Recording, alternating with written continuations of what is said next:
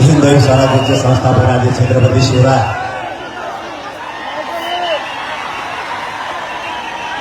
माझ्या पुणे शहरातील आणि पुणे जिल्ह्यातील जमलेल्या तमाम मराठा बांधवांना माझा मानाचा जय शिवराय.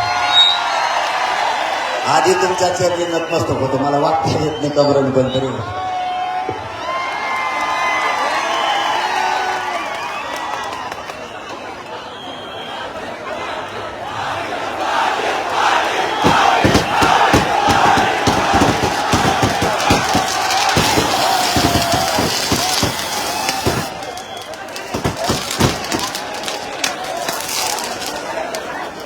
काय वाजी असलं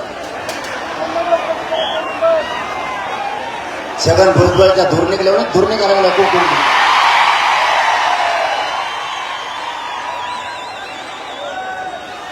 मराठा जाऊ द्या. आता थोडा वेळ आता तुम्ही लय दमलेले त्यामुळे खाली बसा म्हणू नका न भरा म्हणू नका. 15 मिनिटात तुम्हाला रिकामा करतो कारण तुम्ही पुरा देश हादरला महाराष्ट्रात हादरला पण देश त्यामुळे आता जास्त बोलायची गरज नाही. सगळ्यांना कळून चुकलं मराठी काय करू शकतात कोणाकोणाचे तागे पट्टे होऊ शकते हे आतापासूनच कामाला लागले लोक. प्रत्येक 10 मिनिटं शांत बसा. कुणाला खाली बसा म्हणू नका उभा करा म्हणून. कारण आता तुमच्यातली ऊर्जा इतकी भयानक आहे. बसा भाऊ खाली बसायचं बसा प्लीज बसा. आपल्याला सकाळपासून सांगते तयार कदर करायला लागेल. तुमच्यासारखे कट्टर आणि कडवट मराठींना पाहिलेलीच बघितली. एवढी ऊर्जा तुमच्यात भयानक थोडी सुद्धा कमी नाही झाली हो.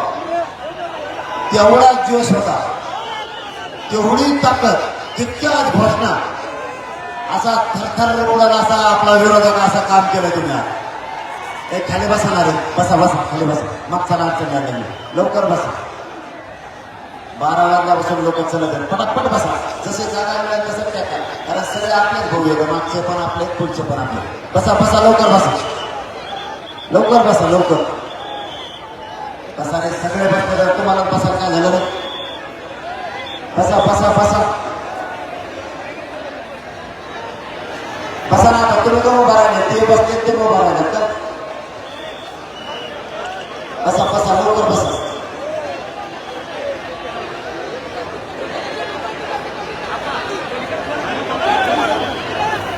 आता बसा बसा म्हणू नका. आता जरा आवाज कमी करा.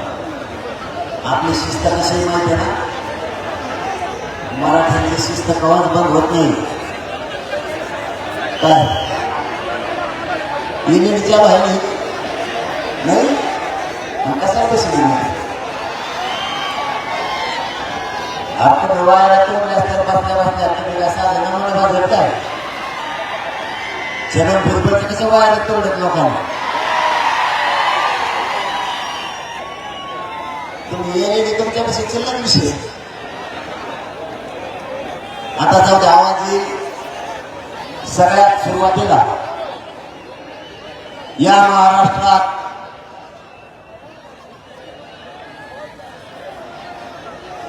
सरकारकडून दहशत पसरवली जात होती. इतकी दहशत पसरवली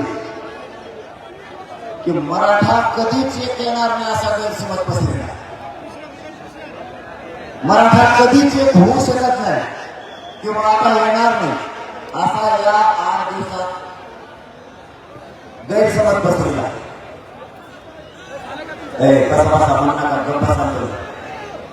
उभा राहिला काय झालं ते त्याला काय बरं. आता तुम्ही इतक्या जवळ असून तुम्हाला प्रॉब्लेम सगळ्यात मागचं काय करायचं. त्यांना तर काही दिसायला ऐकायला येत नाही सगळे. हे बघा आपल्याला काही गोष्टी सहन करावं लागतात. काय करायचं तुला बसून मागचं काय हवं असतं माहिती आहे तुला. त्यांना येतं काय करायला तुला इथे काय प्रॉब्लेम आहे सर्व काय मिळतं.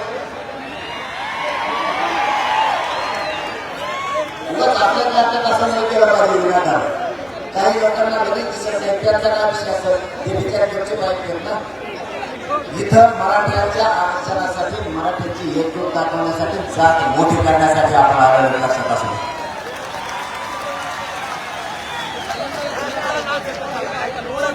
आपल्या या राज्यात असा गैरसमज पसरला आणि सरकारनं पूर्ण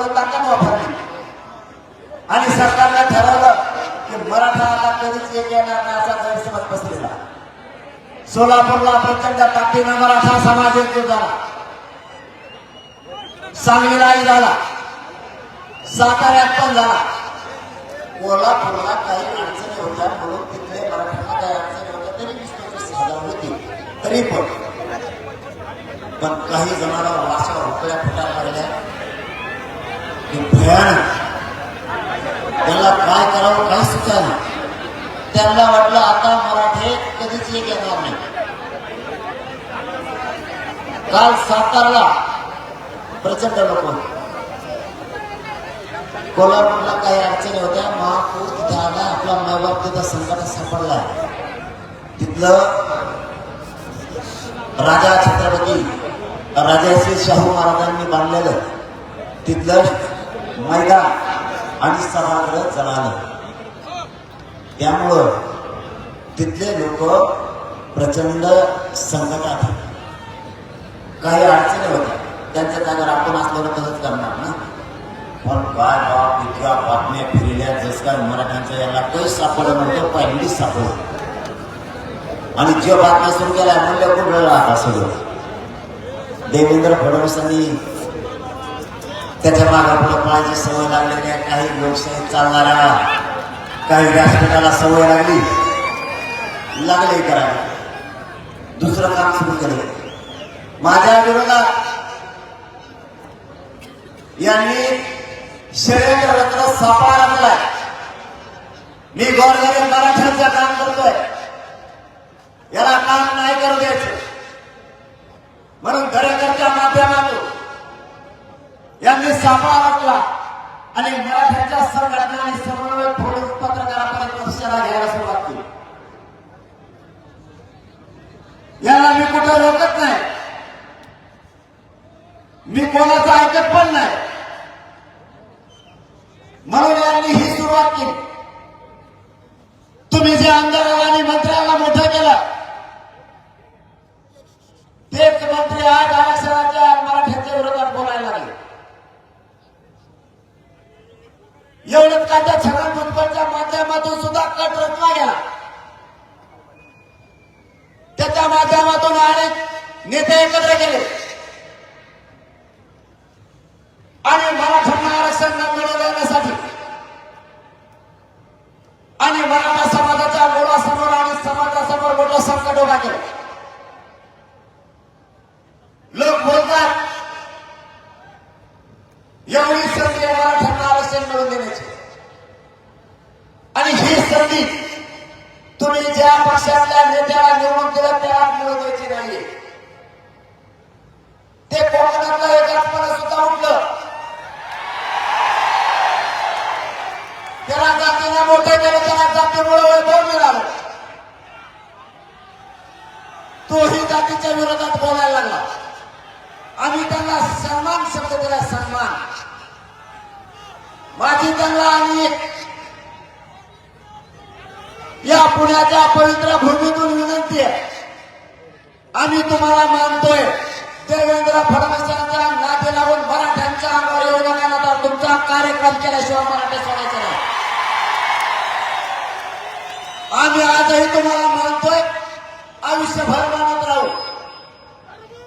सन्मान शब्दाचा अर्थ समजून घ्या. विनाकारण मराठ्यांच्या अंगावर आलेले लोक संपलेले तुम्ही संपू नका. देवेंद्र फडणवीस तुमची जागिरी नाहीये, हा समाज तुमचा मालक आहे. हा समाज तुम्हाला मोठा करणार आहे. या देवेंद्र फडणवीसांना सगळे षडयंत्र रचले, यासाठी सुद्धा माझ्या पाठीमागे लावली. मी काय केलं नाही बाबा, माझं स्वप्न आहे माझा समाज आणि माझ्या समाजाचे लेकरं मोठे करायचे. आणि तुम्ही ज्या भाजप, शिवसेना, राष्ट्रवादी काँग्रेसच्या लोकांना, आमदारांना आणि मंत्र्यांना निवडून दिलं, त्यांचं स्वप्न आहे त्यांचा पक्ष आणि नेता मोठा करायचा. आणि मी स्वप्न बघितलंय माझा गोरगरीब मराठा समाजाचे लेकरं मोठे करायचे. कारण ही जर संधी गेली तर पिढ्याना पिढ्या आपल्याला माफ करणार नाही. आज सकाळी दुपारी 12 वाजल्यापासून रॅली सुरू. पुण्याचं आणि ते तर मला माहिती आहे म्हणून तो भरायला. तुम्ही सोबत येत म्हणून आता रातभर आज अर्ध मंत्रिमंडळ झोपणार नाही. आता ते राज्य पूर्ण करणार विरोधी पक्षाला आपण जुळून घ्यायचं ते आता मी कसं मराठ्यांच्या या पुण्याच्या मराठ्यांनी इतका कडवटपणा कट्टरपणा दाखवला पुऱ्या राज्याला बळ चढलंय तुमच्या ह्या रॅलीने. तुमचे आभार मानायला माझ्याजवळ शब्दच नाही. आणि मी तुमच्याच बळावर माझ्या कमराला बेल्ट आहे, हाताला सलाईन आहे.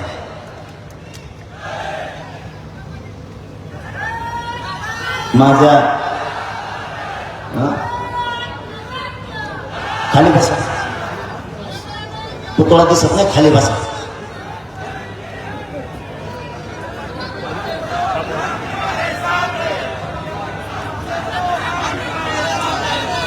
आता दिसतोय का?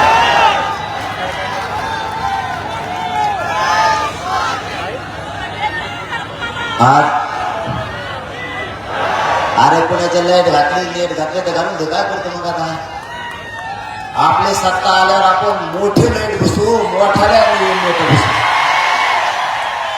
2-3 महिन्यात त्याला सहन करू. आता काय करतो?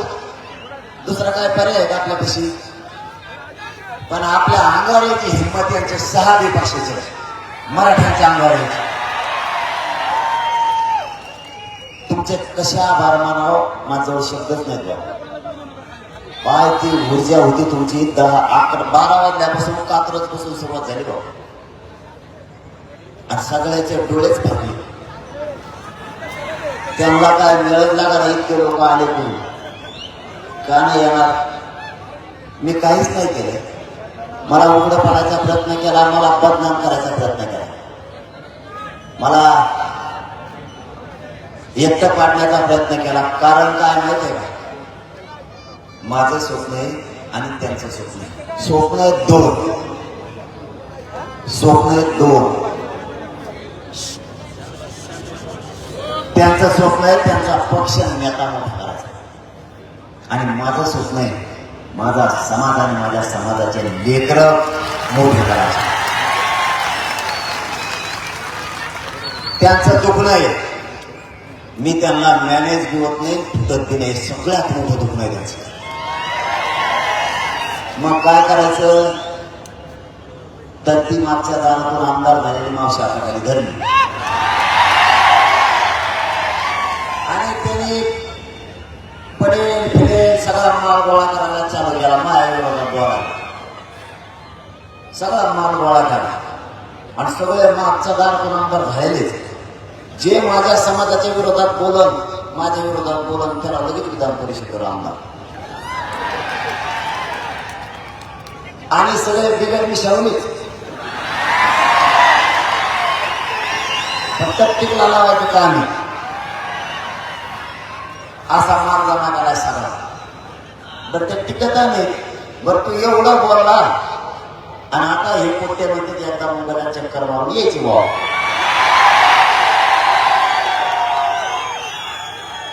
त्यावेळेस फक्त मुंबईत थांब. या पोराला तो तोंड तो घर बघायचं, बाकी काहीच नाही.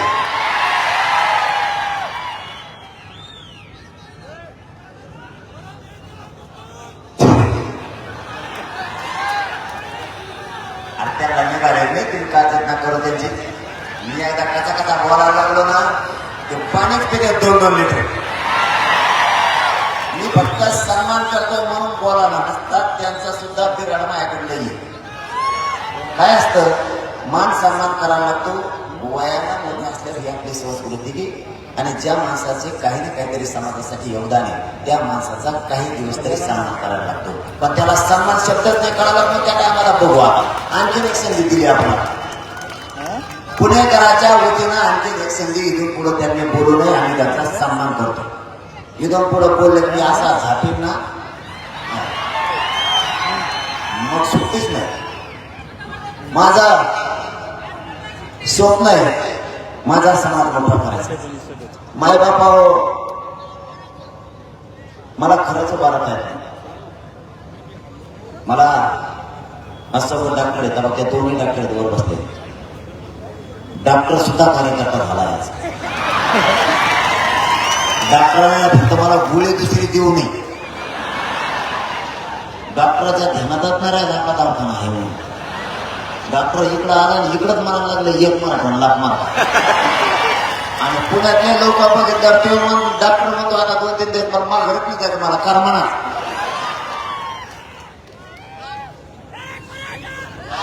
मला इतक्या चमकाने त्या कमला आणि माझ्या हाताला सुद्धा चालायला मला रोज डॉक्टरने सांगितलंय.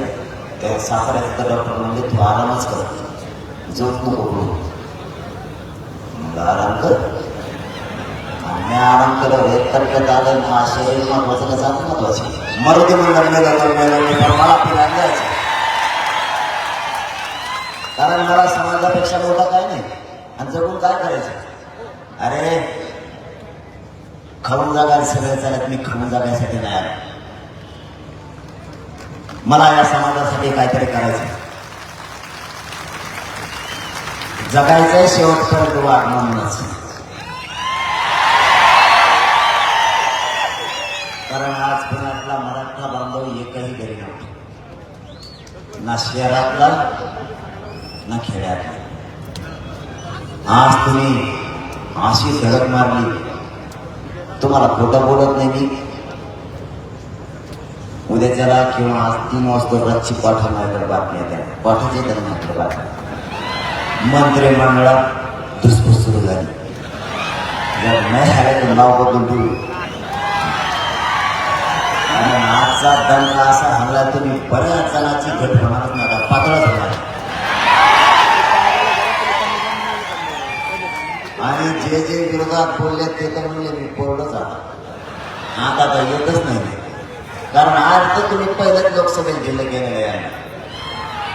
मराठ्यांची काय शक्ती असते ना त्यांना आता कस काय कळाला. आणि पुण्यातले बांधव लेकराच्या जातीच्या बाजूने उभा राहिला म्हणून तुमच्या चरणी दुसऱ्यांदा नसत होतो. आपला बाप आपली जात आहे. आपला बाप आपली जात आहे. आणि आज तुम्ही जरा मोठं केलं आमदाराला मंत्र्याला, त्याचा बाप आणि जात तो पक्षाला मानायला लागलाय. इतके हरामखोर लागली.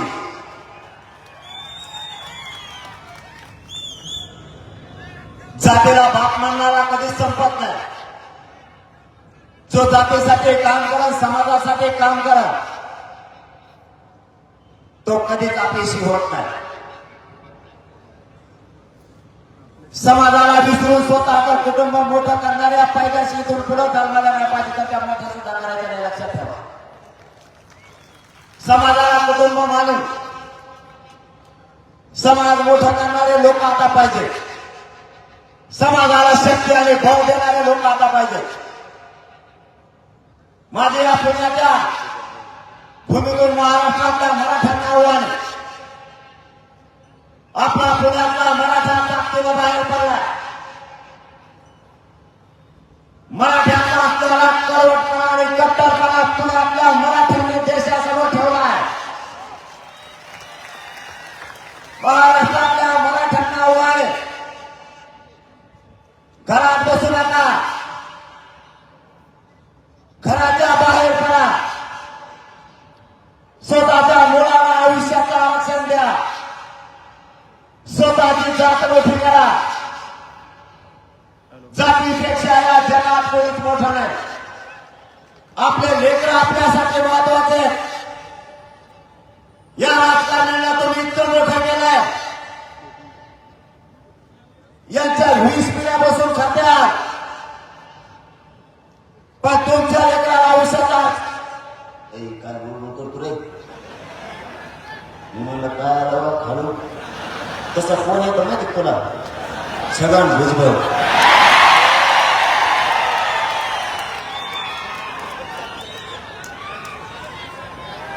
व्यवसाय त्या लोकांच्या बागा खालीच आहे ती सवय लागली. त्याला फुकट खायची सवय लागली. महाराष्ट्र सगळं खाय तेल की घोटाळा खाय वो शिक्षणाच्या पहिल्या काही गौरी खातो का मराठ्याचं आरक्षण खाय बोगस समितीचा अध्यक्ष राष्ट्रीय अध्यक्ष केला त्याला बोगस समितीचा 16% बोगस आरक्षण मराठ्याचं खातो होते ओबीसीचं मायक्रो ओबीसीचं आरक्षण तो एकटाच खातो आता त्याचा नाकावरचा मिळायला लागला आता दुसऱ्या बारी नाही खेळायला मराठ्याचा नादी लागल्यावर अशी फजिती होत असते मराठ्याच्या जीवावर मोठा झाला आणि मराठ्यांच्या लेकराच्या अन्नात औषध लावलं महाराष्ट्रातल्या मराठा समाजाला या पुण्याच्या नगरीतून माझा जाहीर आव्हान आहे एक महाराष्ट्रात म्हण आहे मराठी एक येत नाहीत आणि मराठी जर एक आले तर इतिहास घडल्याशिवाय राहत नाही पुण्याने सिद्ध केलंय महाराष्ट्रातल्या मराठ्यांना आव्हान आहे घरात बसू नका आपला नेता आपलं सुख नाहीये नेत्याचा पक्ष आपलं सुख समाधान नाहीये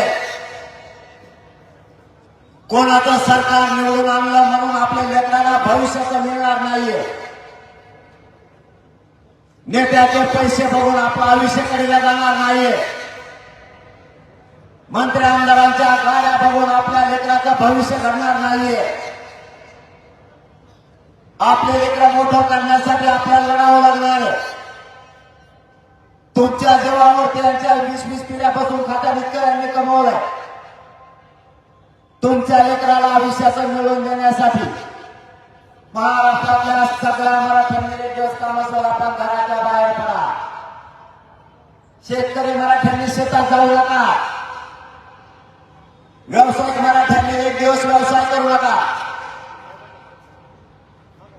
रिक्षा चालवणारे जीप चालवणाऱ्या मराठ्यांनी एक दिवस बंद ठेवा व्यापारी मराठ्यांनी व्यापाऱ्याला एक दिवस जाऊ नका नोकरदार मराठ्यांनी एक दिवस नोकरी सोडा कामगार शेतमजुरांनी सुद्धा एक दिवस काम सोडा वकील डॉक्टरांनी सुद्धा एक दिवसाचं काम सोडा शहरामध्ये असणाऱ्या मराठ्यांनी सुद्धा खेड्यातल्या मराठ्याप्रमाणेच काम सोडा आणि ज्या ज्या ठिकाणी आपली तारीख आणि वेळ दिलेला त्या शहरात जिल्ह्यातला ताकदीनं मराठा समाज कोटा आपल्याला आपले लेकर आणि जात मोठी करायची यांचा हसू होऊ देऊ नका जर तुम्ही एक नाही आले तर पुढच्या पिढ्या आपल्याला कधीच माफ करणार नाही या लोकांचा हसू होऊ देऊ नका तुम्ही जर नाही जमलात तुम्ही जर एकजूट नाही दाखवली तर हे आपल्याला हिरवायला लागले अपमान करायला लागले यांना तसे गेले येऊ देऊ नका महिन्या 2 महिन्यातून एकत्र यायचा तुमचं एक दिवसाचं नुकसान झालं तरी चालेल पण करोडो मराठ्यांच्या लेकराचं जर कल्याण होणार असलं तर एक दिवस सगळ्यांनी काम सोडून आंदोलनात सहभागी होत जा आपल्या जातीपुढे साधे संकट उभा नाही राहिले 5 मिनिटाच्या आत सगळे संकट सांगतो तुम्हाला सरकारचं संकट मराठ्यांवरतीचे विरोधी पक्षाचं संकट मराठ्यांवरती छगन भुजबळ सारख्या ओबीसी नेत्यांचं संकट मराठ्यांवरती देवेंद्र फडणवीसांनी मराठ्यांच्या संघटना आणि समन्वय फोडायला सुरुवात केली जातीच्या विरोधात जाऊन काम करणारे मराठे हे मराठ्यांच्या पायदाशी आहेत का नाही याचा विचार मराठ्यांना करावा लागणार आज जात संकटात सापडलेल्या असताना जातीच्या बाजूला उभा राहायचं सोडून तुम्ही सरकारच्या बाजूला उभा राहायला लागला ते एक संकट सांगितले 5 6वं संकट सांगतो मराठ्यांचा वकील जर असला त्याला जातीवादावर बोललं जातं एखाद्या वकिलाने पैसे जर कमी नाही केले तर त्याला म्हणतात तू मराठ्याचा आहे म्हणून पैसे कमी करी नका. याच्यात मराठ्यांच्या जातीचा काय समान? एखादं हॉस्पिटल जर मराठ्यांचं असलं तर त्या डॉक्टरला बिल कमी नाही केलं तर म्हणतात तू मराठ्यांचा आहे म्हणून बिल कमी करू नका. इथं जातीचा काय समान? तो वावर घेऊन दिले पैसे, त्या डॉक्टरचं बिल फुकट दर होतं. इतके संकट मराठ्यावर. महसूल विभागात एखादा मराठ्यांचा अधिकारी असला तर त्यालाही त्रास. शिक्षक मराठा असला त्यालाही त्रास. पोलीस मराठा असला त्यालाही त्रास. कोणतंही क्षेत्र असू द्या, जाणून बुजून मराठा टार्गेट करा. या पुण्यातून पुणे जिल्ह्यातल्या मराठ्यांना आणि महाराष्ट्रातल्या मराठ्यांना माझं आव्हान आहे. अधिकारी लवकर होता येत नाही. झालेल्या अधिकाऱ्यांच्या पाठीशी ताकदीने मराठा उभा राहत जा. अजिबात विलंबला मराठ्यांच्या अधिकाऱ्यांना त्रास होता कामा. हे सगळे त्यांच्या जाती आणि जातीचे अधिकारी सांभाळतात. जातीने एक जुटीला फळ द्या. आरक्षणामुळे बसलेले फटके. मराठा समाजाला नोकऱ्या मिळत नाही, उच्च शिक्षण मिळत नाही, केंद्रीय कॉलेज सुद्धा मिळत नाही. आरक्षण नसल्यामुळे मराठ्यांच्या अधिकाऱ्यांच्या बढत्या सुद्धा होत नाही. मागचा मागून येऊन पुढे जातो, पण मराठ्यांचा अधिकारी त्याच खुर्चीवर येतो. मग त्याच्या काय खुर्चीला काय फिरकायला लावलं का काही? मराठ्यांच्या बढत्या होत नाहीत. वरून यांचा त्रास. आम्ही स्वप्न बघितलं. आमच्या शहरातल्या नोकरदार मराठ्यांनी स्वप्न बघितले. त्याची मुलगा मुलगी डॉक्टर झाली पाहिजे, इंजिनियर झाली पाहिजे, IAS IPS दर्जाचे अधिकारी झाले पाहिजे. त्यांनी पण स्वप्न बघितले. माझ्या शेतकरी मराठ्यांनी सुद्धा स्वप्न बघितलं, माझं लेकरू अधिकारी झालं पाहिजे. रिक्षा चालवणाऱ्या मराठ्यांनी माझं स्वप्न बघायचं नाही का की माझं लेकरू अधिकारी झालं पाहिजे. ट्रॅक्टर ट्रक चालवणाऱ्या टेम्पो चालवणाऱ्या माझ्या मराठ्यांनी स्वप्न नाही बघायचं का? बसूनच बोलत आला काय करतो जे होईल ते होईल. मी जे होते आता मला निघायला ते होईल. हा आणि मग तू माहीत करून मी काय करू? सत्ताही काय झिसकून घ्यायला लागेल का? सगळं दुर्बळ पाठीला काय तुम्हाला? त्याला तर ना सुधरून देत नाही मी आता. आपल्या मराठा समाजाचे सुद्धा स्वप्न आहे. प्रत्येकाला वाटतं आपलं लेकरू अधिकारी झालं पाहिजे. फक्त राजकारणाच्या लोकांच्या मागे पळायचा नाच सोडून नये. माझी तुम्हाला हात जोडून विनंती, हे राजकारणी लोक आपल्या लेकराला कधीच मोठं नाही होऊ देणार. ओळखा, आपण आपल्या नेत्याला ओळखा.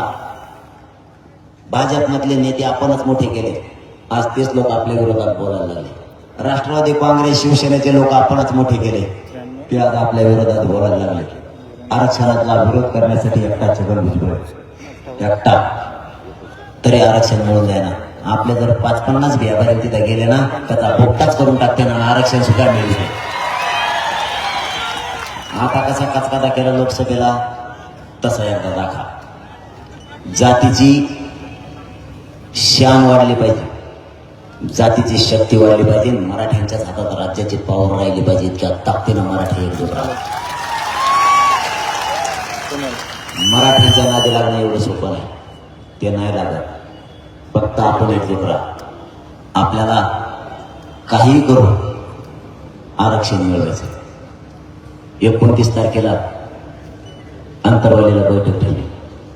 पुणे जिल्ह्यातल्या सगळ्या बांधवांनी अंतरवाली यायचे. प्रत्येक गावातल्या मराठ्यांनी अंतरवाली 29 तारखेला यायचे. पाडायचे का उभा करायचे हे 29 तारखेला ठरायचं.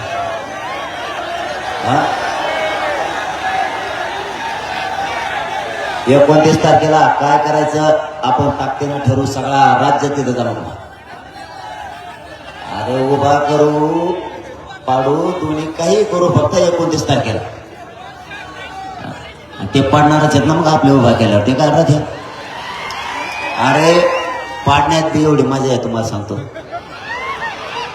महाराष्ट्रातला एक मतदारसंघ असा नाही की तिथं 43,000 मतदान मराठ्याचं नाही. पाडापाडी जर सुरू केली ना एक येणार नाही बा. एक उमेदवार असा होता मराठवाड्यात 5,000ची लीड तोडायला त्याचा इतका फेस पडला होता बा. मराठ्याच्या नादी लागल्यावर असं होतं.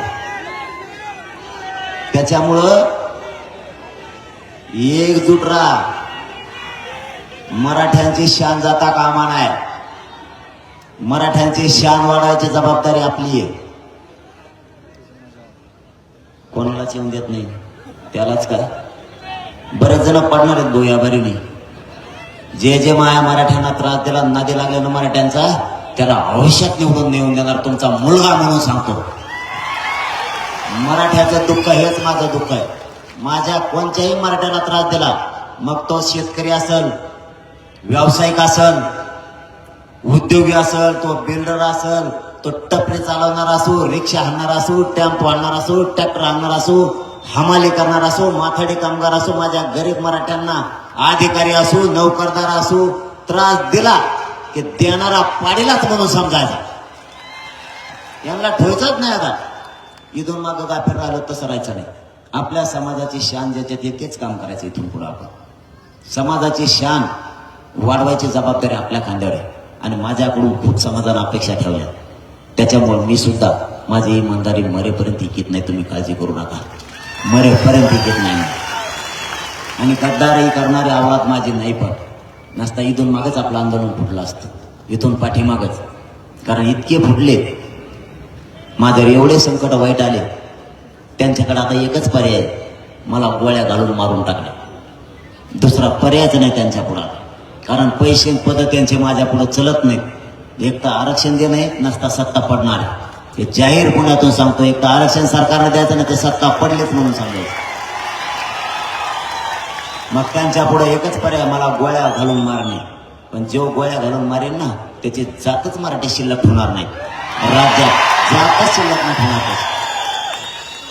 कारण मराठ्याच्या नादी लागणं एवढं सोपं नाही. उगाच भाषणात बोलायचं म्हणून बोलतात म्हणा तुम्ही, मी इकडे येईन आणि तिकडे जाऊन बघतो. काय बघतो तिकडे येऊ. ते बोलायचं म्हणून बोलायचं असतं. मी जर नुसतं हो बी म्हणलो ना तोच घर तुला सोडता येत नाही तर मराठवाड्यात कवा येतो भाऊ.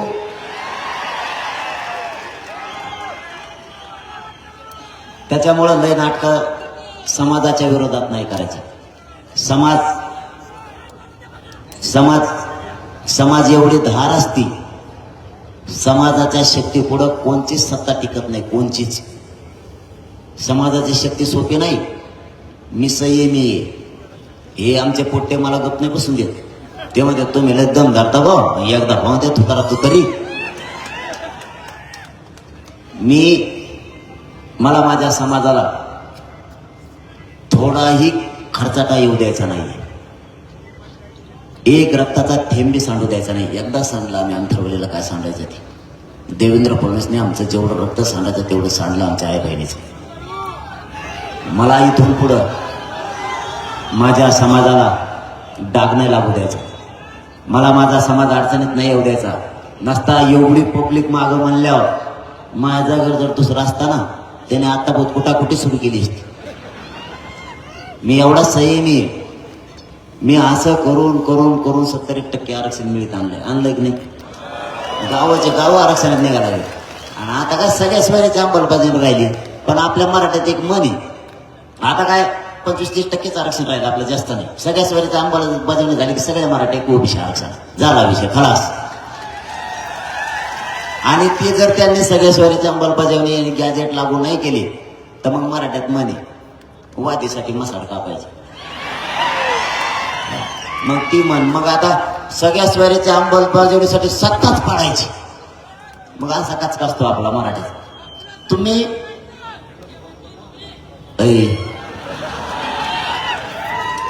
आपल्याला गोरगरिबांची आणायची मला काय व्हायचं नाही. मी स्वार्थी असतो तिथून मागच पळून गेलो असतो. मला काय नको. मला फक्त तुमचे लेकर अधिकारी झालेले बघायचे आणि मराठा शक्तिशाली बनल्याला बघायचा. माझ्या समाजावर अन्याय मला नाही सहन नसता खुशाल घरी झोपून राहिलं असतं.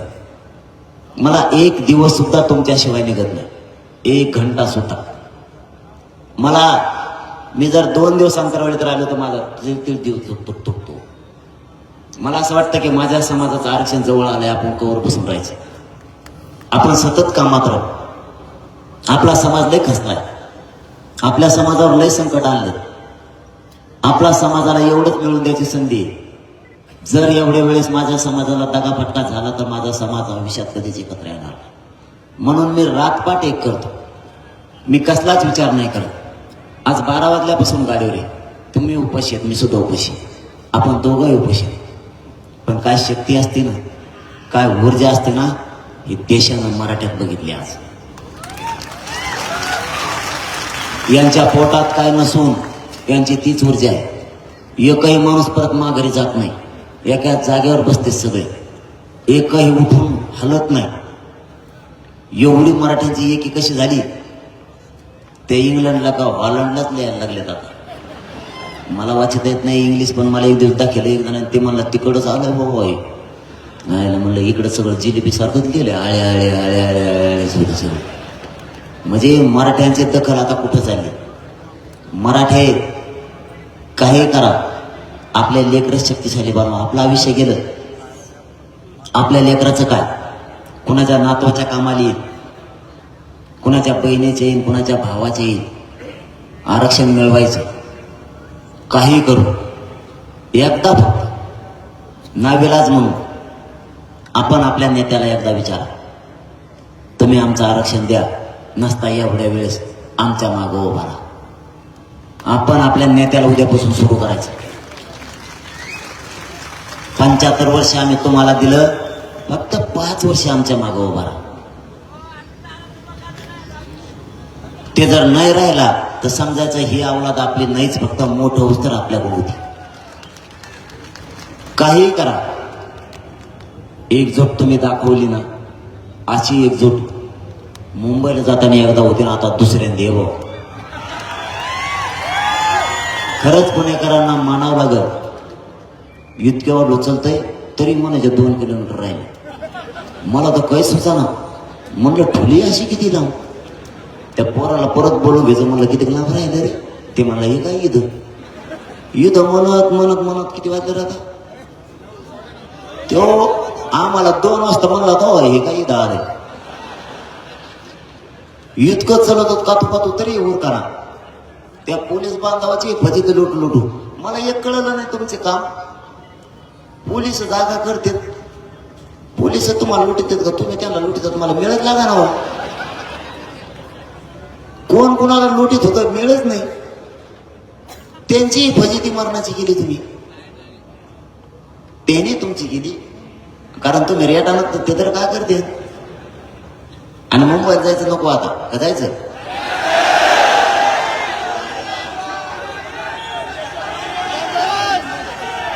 एक पेर फटका हाणायचाच का. जरा बऱ्याच जणाला मस्ती आली, थोडं जाऊन आलेलं बरंच राहील. एखादी बार सगळे येतात का, सगळ्याची सगळे त्यांना मुंबईत बाहेरच यावं लागत.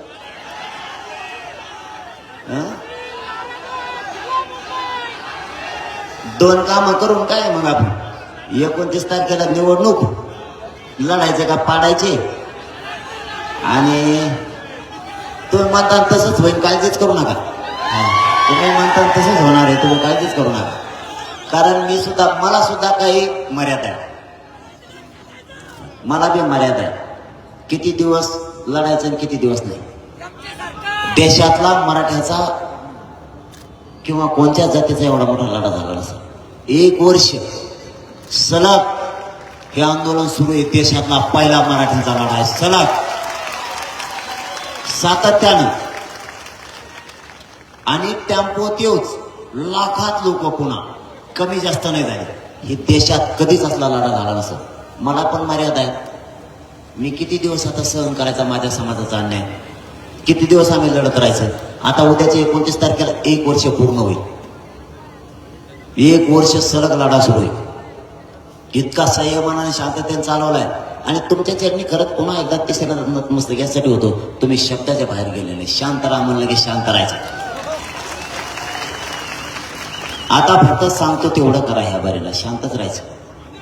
जर 29 तारखेला पाडायचं किंवा उभा करायचं ठरलं, समजा उभा करायचं ठरलं, तर तुमच्या मागे एक काम, उमेदवार लई येत. अरे उमेदवार उभा करायचं म्हणल्यावर ते आलंच ना. आता समजा उमेदवार उभा करायचं ठरलं, तर आता एक काम करायचं तुम्ही. आधी मला करायला लागेल, मग तुम्ही करा. कारण हुंबार अशी झाली, उमेदवार उभा करायचं म्हणलं की इतके उमेदवार आहेत मराठ्यात.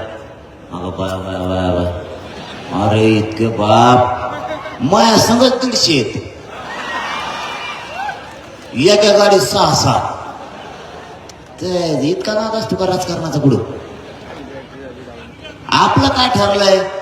जात मोठी करायची. जातीसाठी आपल्याला राजकारणात जायला लागतंय. जायचं नसतं तरी बी, कारण हे द्यायनातच. मग तिथं जायचं म्हणल्यावर कुणी दिला तरी एक समजा इच्छुक असला पाहिजे. त्यात दुमत नाही. 15, 16, 20, 50, 100 इच्छुक असू द्या, पण आपल्याला काम काय करायचंय?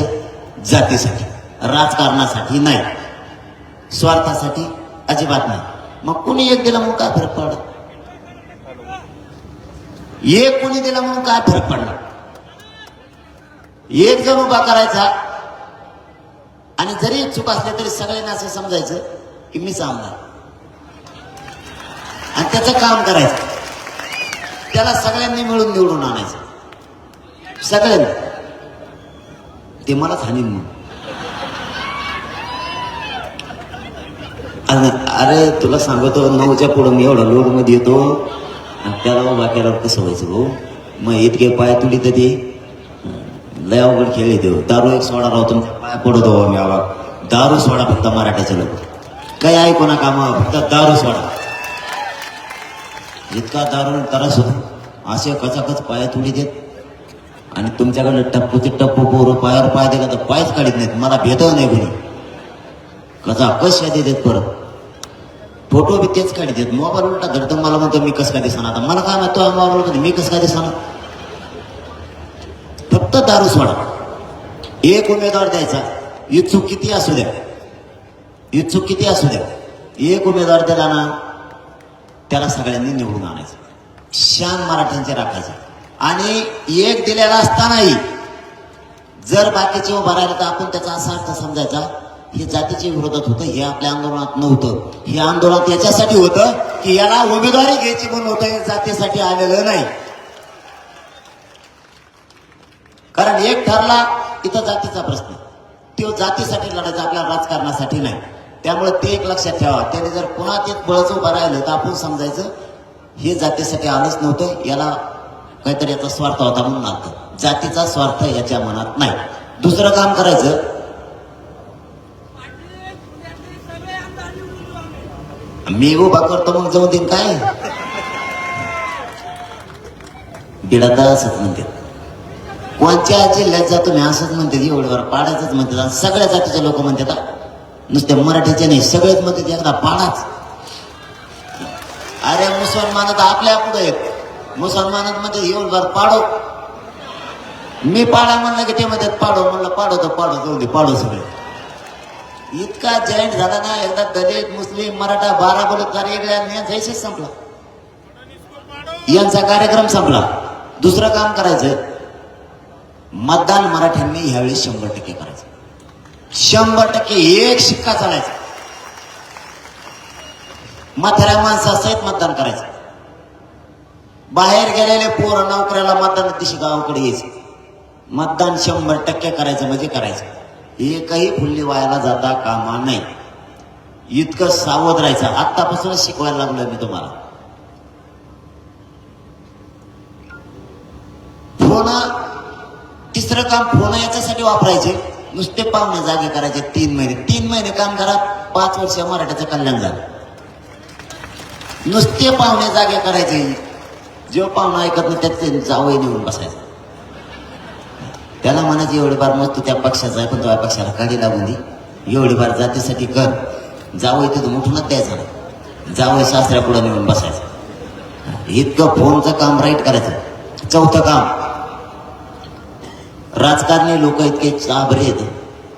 किंवा एखादा बाबा नादी देत आणि त्या बाबाला ट्रॅव्हल देतात आणि मग ते तीर्थयात्रेला घेऊन जा. बरेच आपले भोळे लोक ते म्हणजे चलावा देव धर्म करून येऊ, ट्रॅव्हल फुकट हे. आणि ते 41,000 मतदान आपलं तीर्थयात्रेला घेऊन जात आहेत. तर आपल्या सीट पडत आहे इकडे. या बारीने आपल्या घरच्याला सगळ्या सांगा, तीर्थयात्रेला मतदान झाल्याशिवाय कोणी जायचं नाही. एकदा मतदान झालं की त्याला म्हणा 5 वर्ष तिकडच जाय, पुरे दिवस झाल्याशिवाय मग घरी येऊच नको. इतकं काम ताकदीनं करायचं. बोगस मतदान पुरं बाहेर काढायचं. यांनी बाहेर जिल्ह्यातले पाहुण्याचे मतदान इकडे लावले. एक बोगस मतदान होऊन द्यायचं नाही. पोलिस किती आणले गावात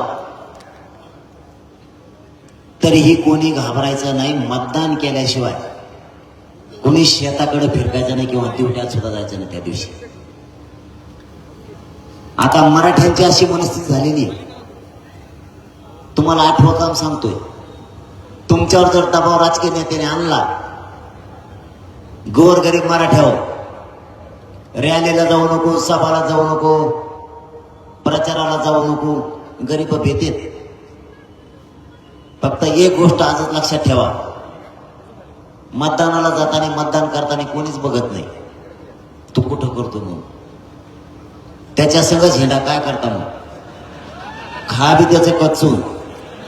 आणि मतदानाच्या दिवशी असा कार्यक्रम दाखवा की तेव्हा म्हणला पाहिजे मी पडलोच कस काय. त्याच्या कॉलेज शाळावर मास्तर जरी असले तरी मराठीच्या मास्तरांनी पोराच्या जातीच्याच बाजूने मतदान करायचं.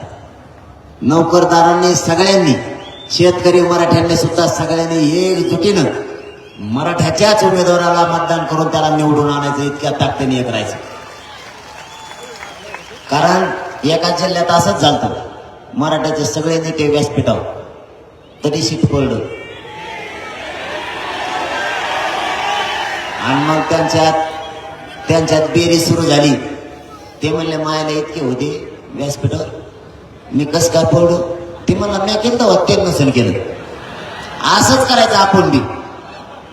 लयच दबावाने असल्या गोरगरीबार म्हणायचं मी केलं तर मतदान, पण त्यांनी केलं नसतं. नुसतं येणे त्याच्यावर त्याने जर ढकलायचं पण यांना पाडायचं. तेच लय डोकं लावतात का आपण सुद्धा भारी डोकं लावायचं. मात्र मराठ्यात एक परिवर्तन झालं, ते लय मला आवडलं. मराठा पैशासाठी काम नाही करत.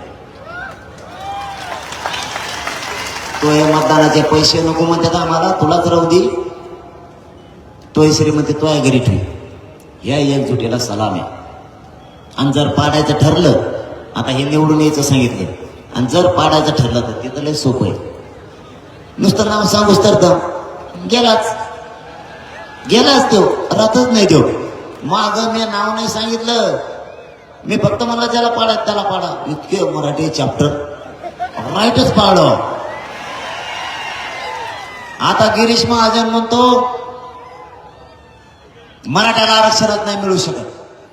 अरे तो या मतदारसंघात 1,36,000 मराठ्याचं मतदान आहे. येवल्यावाला म्हणतो मराठ्याला आरक्षणात नाही मिळू शकत. तिथं 1,16,000 आहे येवल्यात बी. आणि येवल्याचा तर विषय असा आहे, मी जरी म्हणलो की त्याला निवडून आणा तरी मराठी त्याला पाडणार. इतके पिसाळे आहेत मराठी दिल्ली. ते तर येतच नाही रे, त्याला येऊन देत नाही मी. मराठ्याच्या वाटा गेलेला माणूस मी तुम्हाला दुसऱ्यांदा सांगायला लागलो, मी वेगळी नाहीये. मला मराठ्यांच्या कोणत्या क्षेत्रातल्या मराठ्याला जर त्रास झाला तर मला सहनच होत नाही. मी बदलाच घ्यायच्या मागे लागतो. आणि तुम्ही बी मला उघडं पाडायचा प्रयत्न सरकारने केला, तुम्ही एकजूट दाखवून बदलाच घेतला, त्याबद्दल तुमच्या चरणी पुन्हा नतमस्तक होतो. मला एकटा पाडायचा प्रयत्न केला, तुम्ही बदला घेतला. मराठ्यांना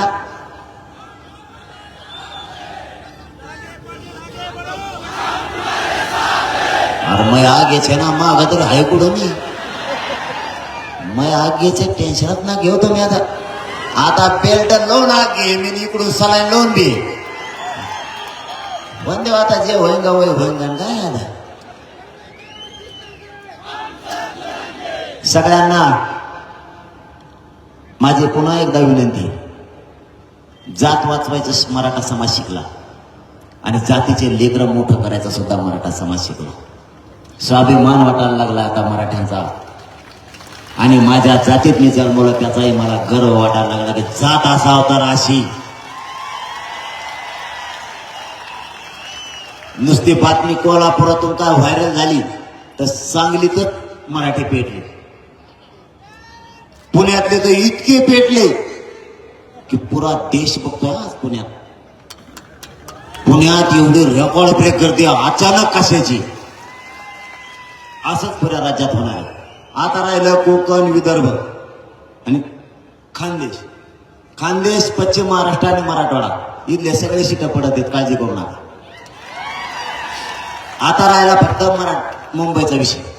आपण काय गप्पा मारत नसतो, बळच पडत नसलं तरी पडत म्हणत नाही. मी मुंबईत घुसलोय तेव्हा घुसलेत लोक. मुंबईत 17 ते 18% लोक हे महाराष्ट्रातून गेले. प्रत्येक मतदारसंघात किती मराठीचं मतदान आहे आपल्या महाराष्ट्रातलं मुंबईत म्हणतो, कारण मुंबईत पाडणं थोडं जड आहे आपल्याला, जे खरं आहे ते सांगतो, किंवा निवडून आणणं सुद्धा जड आहे. पण आपण जे ह्या 7-8 दिवसात शोध घेतला ना, मुंबईतले सुद्धा जवळपास आतापर्यंत 19 सीटं पडू शकतात एवढी महाराष्ट्रातून गेलेल्याची ताकद तिथे, महाराष्ट्रातून गेलेल्या लोकांची. आणखी 7-8 दिवसात म्हणजे 29 तारखेपर्यंत बराच डाटा येईल आपल्याकडे की मुंबईत महाराष्ट्रातून कामासाठी गेलेले गोरगरीब मराठी हे जरी त्यांच्या दबावाखाली असले तरी ते पाडणार आहे. आणि पश्चिम महाराष्ट्र एक नाही, मराठवाडा एक नाही, हे आपल्यात दरी निर्माण करायचं काम केलं होतं. आपण सख्खे एका आईचे भाऊ असल्यासारखे तरी आपल्यात दरी दाखवत होते, एका आईचे लेकरं असल्यासारखे दाखवत. काय केलेलं पश्चिम महाराष्ट्राने मराठवाड्याचं, मराठवाड्याने काय केलंय पश्चिम महाराष्ट्राचं, किंवा पश्चिम महाराष्ट्राने मराठवाड्याने विदर्भाचं काय केलंय? काहीच नाही. मग हे यांच्या राजकीय स्वार्थासाठी मतभेद दाखवते आपल्यात. पण पश्चिम महाराष्ट्र ताकदीनं उठला ना, मराठवाड्यापेक्षा जास्त ताकदीनं उठला, तुटून पडलाय उभं. ही एकजूट राहू दे. मी खरंच आज आनंदी आहे की माझा मायबाप समाज स्वतःच्या लेकराच्या जातीच्या बाजूने उठला. पक्षाला लाथाळलं, पक्षाला पायाखाली तोडवलं, पक्षाच्या नेत्याला सुद्धा तुम्ही पायाखाली तोडवलं.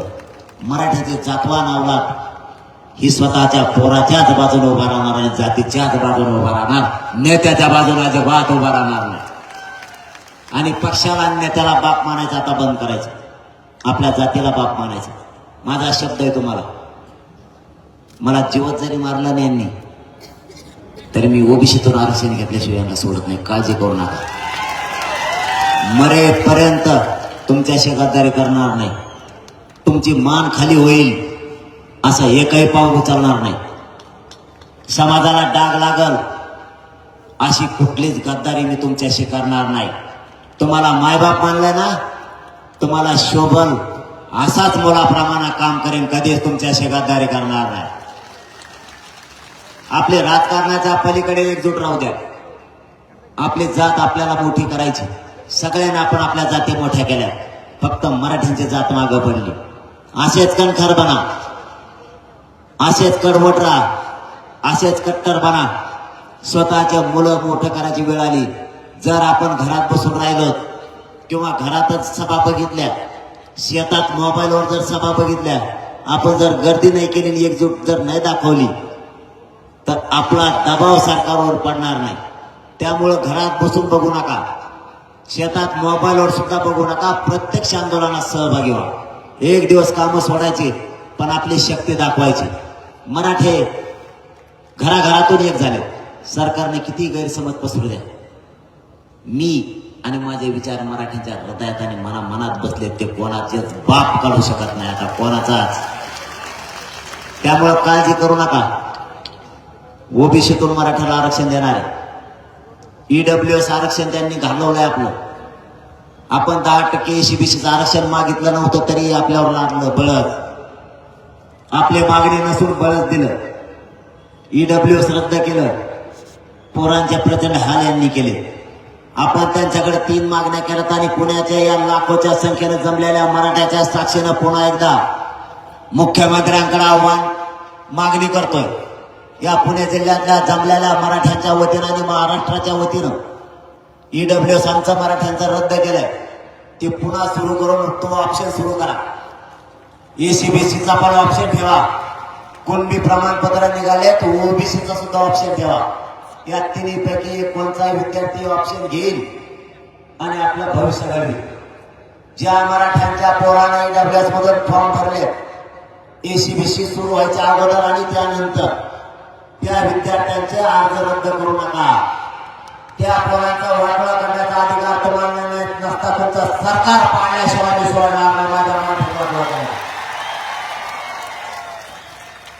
सांगितलेल्या सरकारला लक्षात असू द्या. मराठा आणि कुणबी एकच आहे. हा कायदा 2004 साली सुशीलकुमार शिंदे सरकारनं पारित केला. 83 क्रमांकाला मराठा आणि कुणबी एकच आहे. हाच आधार घेऊन सुशीलकुमार शिंदे सरकारनं अध्यादेश पारित केलाय. त्याच्या अटी शर्ती शिथिल करा आणि त्याच्या सुलभता आणि ती पुन्हा लागू करा. नसता नव्यानं अध्यादेश करा. मराठा आणि कुणबी एकच आहे. 83 क्रमांकाला ओबीसीची यादी आहे. मराठा आणि कुणबी एक आहे. मराठ्यांचा आणि कुणबींचा व्यवसाय एकच आहे. ज्यावेळेस ओबीसी आरक्षण दिलं गेलं त्यावेळेस व्यवसायाच्या आधारावर दिलं गेलं. ज्या 150 ते 180 जाती ओबीसी आरक्षणात घातल्या त्या व्यवसायाच्या आधारावर घातल्या. आज त्या जाती 350 ते 450 झाल्या. मग ह्या वरच्या जाती आल्या कुठून? ज्या जाती ओबीसी आरक्षणात घातल्या त्या जातीची पोट जात आणि उपजात म्हणून नंतर 400 450 जाती जास्त वाढवल्या. जर त्यांचा आणि यांचा व्यवसाय एक आहे, त्यांची जातीची पोट जात म्हणून आरक्षणात घालता येते, तर मग कुणबी मराठा हा आरक्षणात आहे. कुणबी आणि मराठा तर एकच आहे. कुणब्यांचा आणि मराठ्यांचा व्यवसाय एक आहे. मराठ्यांची पोट जात म्हणून कुणबी घोषित करा आणि पुन्हा मराठा आणि कुणबी खेळ कायदा पारित करा. नसता मी सरकार पाडल्याशिवाय सोडणार नाही जाहीर सांगतो. सगळ्या सोयऱ्यांची अंमलबजावणी आम्ही दिलेल्या व्याख्याप्रमाणे करा. सगळ्या सोयऱ्याची अंमलबजावणी तात्काळ करा. दुसरं सांगतो, या राज्यातले आजपर्यंत झालेले सगळे गुन्हे मागे घ्या. सरसकट पाहिजेत. पहिल्या दिवसापासून सरसकटची मागणी. मराठवाड्याच्या गॅजेटसह सातारा संस्थांचं गॅजेट, बॉम्बे गव्हर्नमेंटचं गॅजेट, सगळे गॅजेट लागू करा. ज्या आमच्या 8-9 मागण्या त्या सगळ्याची सगळ्या मान्य करा. तसा तुम्ही शब्द दिलेला. जर तुम्ही 29 ऑगस्ट पर्यंत नाही केलं, एकदा जर मराठ्यांचा निर्णय ठरला पाडायचे का उभा करायचे, तर मी 1 इंच सुद्धा मागे सरकारणार नाही. सरकारला जाहीर सांगतो. कारण मी माझ्या समाजाच्या शब्दाच्या पुढे जात नाही. समाजाला धोका द्यायची सवय मला नाहीये. तुम्हाला संधी आहे. शिंदे साहेब आणि फडणवीस साहेब तुम्हाला दोघांनाही सांगतो, तुम्हाला संधी आहे. मला आणि माझ्या समाजाला राजकारणात नाही जायचं. तुम्ही आमच्या हक्काचं आरक्षण द्या. आमच्या मागण्या पूर्ण करा. नसता हेच मराठे या राज्यात तुमचं एकही सीट निवडून येऊन देणार नाही. ते तुम्हाला जाहीर सांगतो. मराठ्यांनाही माझी विनंती आहे, नेत्याला आणि पक्षाला मोठं करायचं आता बंद करा. तुमचेच लेकरं तुम्हाला उद्या शिव्या घालतील. पुढच्या पिढ्या आपल्याला माफ नाही करणार. तुम्ही पक्षाला नेत्याला मोठं केलं, आम्हाला मोठं करण्यासाठी काय केलं? एवढ्या वेळेस आपल्या लेकराच्या आणि जातीच्या बाजूने उभा राहा. मी तुम्हाला मुलगा म्हणून तुमच्या पायाला हात लावून सांगतो, मी लढायला खंबीर आहे. यांनी किती षडयंत्र रचले तरी देवेंद्र फडणवीसांचे सगळे षडयंत्र मोडण्याची ताकद माझ्यात आहे, तुम्ही काळजी करू नका. मला चारी बाजूने यांनी घेरलंय, मला उघडं पाण्याचा प्रयत्न केलाय. मला आता तुमची गरज आहे मराठ्यांनो, तुमच्या साथीच्या आणि आशीर्वादाची मला गरज आहे. आता फक्त उघडं पडू देऊ नका, यांच्या मुठ्यावर पाय देऊन मराठ्यांना आरक्षण मिळवून देतो, काळजी करू नका. फक्त एकजूट राहा, पूर्ण राज्य आपल्याला एक ठेवायचंय, या राज्यात शांतता ठेवायची, म्हणून ही शांतता राहिली. देवेंद्र फडणवीसला आणि या छगन भुजबळला दंगली घडवायच्या, मराठ्यांनी ओबीसीच्या अंगावर जायचं नाही आणि ओबीसीने सुद्धा मराठ्यांच्या अंगावर यायचं नाही. शांतता ठेवायची, यांचं स्वप्न पूर्ण होऊ देऊ नका. काहीही करा, यांचं स्वप्न पूर्ण होऊ देऊ नका. आपली जात जागी करा, व्यवसायातल्या मराठ्यांना साथ द्या, गरीब मराठ्यांना सुद्धा व्यवसायातल्या मराठ्यांनी साथ द्या. आणि इथून पुढं मराठ्यांनी आणखीन एक परिवर्तन करा. मराठ्यावर संकट आलं तर त्याच्या मदतीला धावून जा, बघायची भूमिका घेऊ नका. तातडीने एकमेकाच्या मदतीला जात जा. आपल्याला जात वाचवायची आणि लेकरं पण वाचवायची. मी जिवंत आहे तोपर्यंत मराठ्यांच्या केसाला धक्का लागून देणार नाही, शब्द आहे माझा तुम्हाला. पण या जगात जर मी नसलो तर माझा मराठा समाज एक झालेला तुम्हाला फुटू द्यायचा नाही, जबाबदारी तुमच्यावर आहे, लक्षात असू द्या. जात आणि जातीची मुलं जगवायची जबाबदारी तुमच्यावर आहे. कारण शेवटी हे शरीर आहे. मी पूर्ण आयुष्य माझ्या समाजाला दिलं आणि राहिलेलं आयुष्य सुद्धा. मेल्याच्या नंतरही मी सगळे अवयव दान करण्याचा निर्णय घेतलेला. माझ्या शरीराचे राख होण्यापेक्षा समाजाचं जर कामाला येईल म्हणून पूर्ण शरीर मी दान समाजासाठी केलंय. सांगली साताऱ्यातल्या काही बांधवांनी सुद्धा मला वाटतं घोषणा केली, त्यांनी सुद्धा शरीर दानाची घोषणा केली. माझं तुमच्याकडं पुन्हा पुन्हा आव्हान आहे, आपले लेकरं मोठे करायचेत बरं का. माझ्या मराठ्यांच्या लेकराच्या डोळ्याला पाणी येऊ देऊ नका. मायबाप मराठ्यांनी 1% हुकलेलं लेकरू जनावरासारखं ओक्साबोक्सी घरी रडत यायला लागलं. 1% हुकलेल्या लेकराला बापाला काय सांगावं कळत नाही आणि आई बापालाही समजत नाही या लेकराची काय समजूत काढावी लागते. थोडे भानावर या मराठ्यांनी स्वतःचे लेकर आणि जातीचे जात आपली याच्या आसरू पुसायचे शिका. कोणी नाही बरं, कोणी कोणाच्या मदतीला नाही येत. स्वतः मोठे उत्तर मराठ्यांच्या पुढे पुढे करतात. ज्यावेळेस आपल्या लेकरावर संकट उभा राहतं ना त्यावेळेस कोणी मदतीला नाही येत. मराठ्यांनो, माझ्या मराठ्यांच्या लेकराला सुशिक्षित बेकार होताना नका बघू. माझ्या मराठ्यांच्या पोरांना आत्महत्या केल्यावर नंतर त्याला बघायला नका येऊ. माझ्या मराठा समाजाला त्रास झाल्यावर नका ऐकू. आधीच एकजूट राहा. यापुढे माझ्या मराठ्यांच्या पोराच्या डोळ्याला पाणी नका येऊ देऊ. मायाला पाठीवर हात फिरायचं शिका. एकमेकाच्या खांद्याला खांदा लावून लढायचं शिका. जातीचे लेकरं मोठं करायचं बघा. नका रे यापुढे आपल्या मराठ्यांच्या पोरांचे हाल होऊ देऊ. तुमच्या राजकारणापायी माझ्या मराठा समाजाचे लेकरं नका संपू देऊ. राजकारणात हरामखोर नेते मोठे होतील पण माझ्या मराठ्यांच्या लेकराच्या आयुष्याचं वाटोळं होईल. ही निवडणूक एकदा येईल जाईल. हे निवडणुकीच्या काळात तुम्हाला गोड बोलतील. भावनिक होऊ नका. स्वतःच्या लेकराच्या आणि जातीच्या बाजूने उभा राहा. मायबाप, एकदा जर संधी हातातून गेली तर पिढ्याना पिढ्या मराठ्यांचे लेकर आपल्याला माफ नाही करायचे. आपल्या लेकराला आपण काय उत्तर देणार आहेत? बाबा मला का आरक्षण नाही, मी काय कमी अभ्यास केला नाही, मला टक्के खूप आहेत. आई बापाला जर असा लेकराने प्रश्न विचारला तर त्या आई बापाने का उत्तर द्यायचं? आम्हाला का आरक्षण तुम्ही मिळवून देण्यासाठी लढणार नाहीत,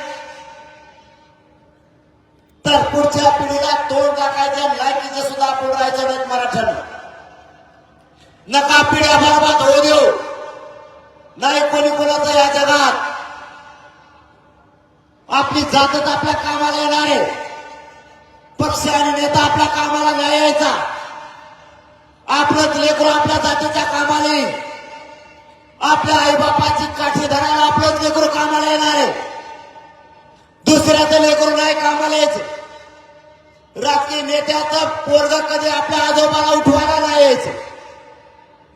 आपल्या बापाच्या आपल्या आईच्या तोंडाला हात फिरायला पक्षाचा नेता नाही यायचा.